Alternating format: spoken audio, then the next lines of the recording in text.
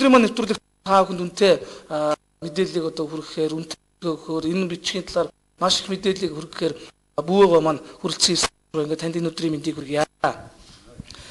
Түрүүнд одоо тэгэхээр хоёулаа шууд бичиг соёлын ач холбогдлын талаар ярьж эхлэе гэж бодож байна. Ер нь одоо энэ бичгийн маань ач холбогдол ялангуяа одоо Монгол бичиг гэж яриад байгаа, Хятад бичиг гэж яриад байгаа, Уйгурчин бичиг гэж яриад байгаа. Энэ одоо бичгийн маань ач холбогдол ер нь хэр байд юм бэ? Тэгээд их эртний түүхтэй бичиг гэж бид ярьж байгаа тийм ээ. Тэгэхээр энэ ер нь түүх нь ер нь ямар байдیں, хэдий хэрийн он цаг хугацааг одоо дамжиж өнөөг хүртэл одоо ирсэн юм бэ? Тэгэхээр аливаа улсын бичиг гэдэг бол эсэг өвгдөнхөө хэрсүү тэрэг хооныг хойд дамжуулж хүргэхийн тулд хүндрэлтэн бичиг зохиосон. Үүгээрээ маш хүндэр ач холбогдолтой байдаг. Бичиг бол ер нь сүгэлд гарсан. Хүн бол аягаар ирдэг. Тэр амар дамжсан тэр их ухааныг бичиж үлдээхийн тулд бичиг үсгийг зохиосон. Үүнээс Монгол хүн дутаагүй өөрийн бичиг үсгтэй болсон. Ийм ач холбогдол бичиг бол. Он цаг хугацааны хувьд бол энэ хүндрэлтэн солгой байхад зохиогдсон бичиг. Өөрөөр хэлбэл 4,000-аас 15,000 жилийн түүхтэй бичиг.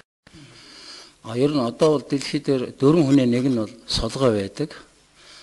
Кирилл бичиг, латин бичгийн тэр бол сүүлд хүн баруун гартай болсон үед зохиогдсон хожим үеийн бичиг. Үүгээрээ бол их ондоо өвөрмс шин чанартай. Яагаад тэр үед солгой байсан бол тэгэхээр тэрний солгой байсан шин чимдэг нь бол одоо энэ агуй хадны сүг зургийн тэр одоо зурсан зурн толгоонууд голдоо зүүн тийш харсан байдаг. Энэ хүмүүс солгой үедээ бичижсэн тий. Тийм ээ. Бус бичиг нь бол хондоо дандаа нар уур гэж бичдэг. Манайх бол нар зөв эрг гэж бичдэг. Солгой учраас. Тийм учраас үүгээрээ бол солгой үед гарсан гэдэг нь батлагдчихэв. Тэгэхээр одоо ингээд залуучууд бол ярьдаг л да монгол бичиг одоо ингээд сурахад хэцүү байна гэдэг тийм ээ. Тэр яг одоо ингээд сурахад үнэхээр яг тийм хэцүү юм уу? Эсвэл одоо манай заах аргын одоо буруу үйл ажиллагааны сулууд тэгж санагдсан болов? Тий, бид чинь яагаад улс орны бичгийг устгадгийн бичгийг устгахаар хэл нь устгадаг байхгүй. Тийм учраас Чехийн бичгийн охин Каменскийгийн номд байдаг. 500 жилийн өмнө бичсэн байдаг. Мэдлэг ухааны мухарлаа гэх юм бол бичиг үсгэх нь устгах гэж байдаг. Тэгээ энийг бол одоо 42 онд хийж гисэн. Бичгээс нь салхахлаар хүн ухаангүй болдог. За тэгээ ухаангүй болсон тий одоо 60 70 жил болж байна тэрнээс хойш бид. Одоо өнөөдөр бид 60 70 жилийн ухаантай л байж байна. Өөрөөр ялгаатай тийм. Түүнээс монгол бичиг бол их амархан бичиг шүү дээ. 5хан дэрстэй.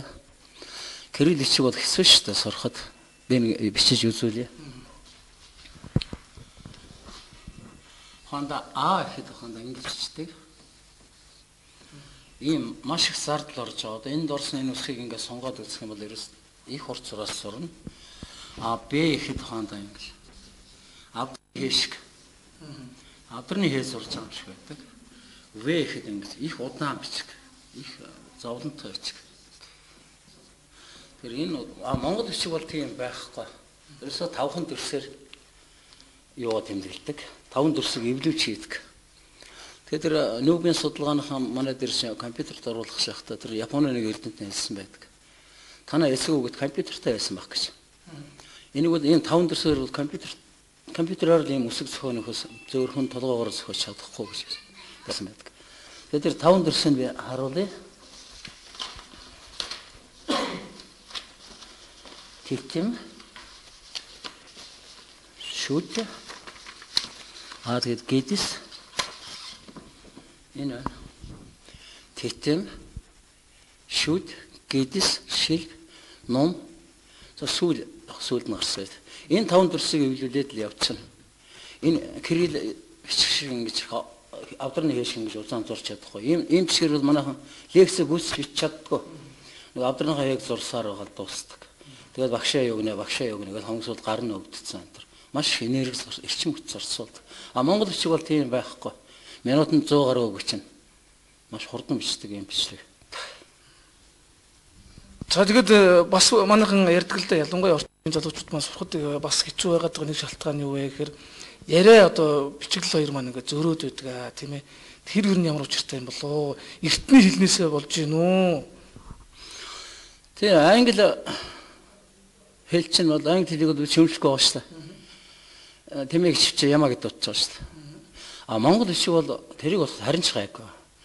Яг бичиг 92 зүрдийн гэхээр яг анх бичиг авч явахд бол бичиг 92 яг нийлж идэг.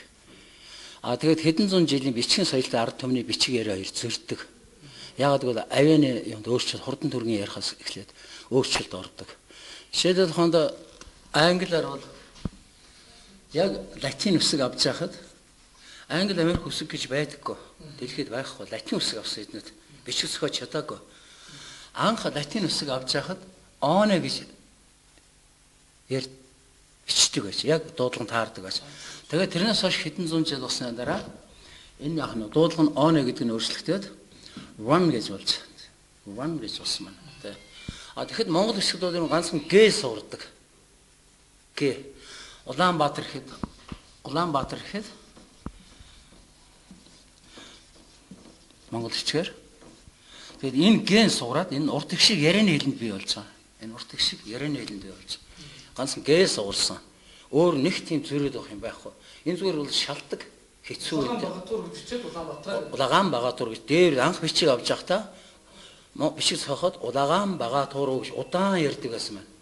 13 дугаар зуунаас хойш болохоор яг хурдан ярьдаг болоод нэг г гэж тахгүй нөө яриа нь хурдсаад. Тэгээд энэ суурч үлдээд Улаанбаатар болсон байна. Улаанбаатар гэсэн яриа хэлдэг.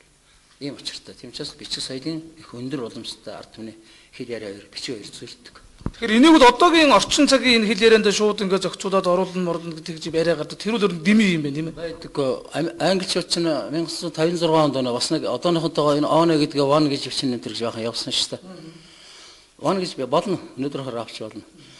Эсвэн үгдийн нөгөө ухаанд орж чадах байж. Тэр one гэдгээс хойш үтсэн хүмүүс бол юу ч тэр эсвэн үгдийнхоо тэр ухаанд орохгүй. Тэгээд бидний өрөөсөн дуу. Маш их эргэн юм болсон юм шиг. Тийм учраас энийг ингэж сольж болдгоо. Тийм учраас эднүүд one гэж чичээд one гэж явж байгаа.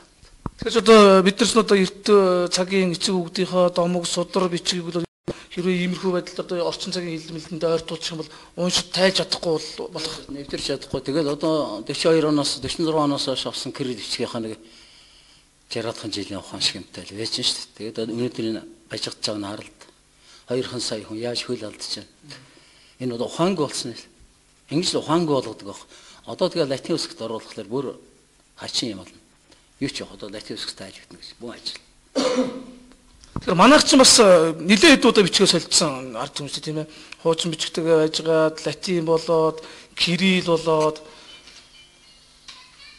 тэгээ дахиад буцаад хуучин бичгээ болгох гэж нэлээд их үзлээ. Тэгэхээр энэний ер нь хор уршиг мэдээж байгаа шүү дээ тийм ээ.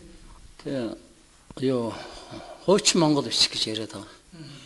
Шинэ монгол бичиг гараагүй байгаа. Тийм учраас монгол бичиг яг худан монгол бичиг ялгаж явдаг.